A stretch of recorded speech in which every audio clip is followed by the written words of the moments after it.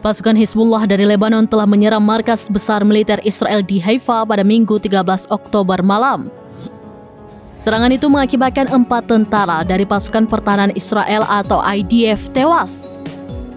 Kini, Komandan Perang IDF memberikan pengakuan terkait serangan Hizbullah. Dikutip dari Al-Arabiya, pengakuan itu disampaikan Kepala Angkatan Darat Israel, Letnan Ganel Herzi Halevi, pada Senin 14 Oktober.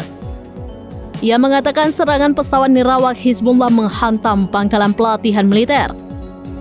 Pernyataan itu disampaikan saat menemui para prajurit di pangkalan pelatihan Brigade Golani. Serangan itu sedikitnya menewaskan 4 tentara pada akhir pekan. Kepala Angkatan Darat Israel menyebut serangan itu sangat menyakitkan dan sulit. Sementara Hizbullah mengkonfirmasi segerombolan pesawat nirawak menyerang kamp Brigade Golani. Militan Lebanon menyebut model pesawat nirawak yang diluncurkan belum pernah digunakan Hizbullah.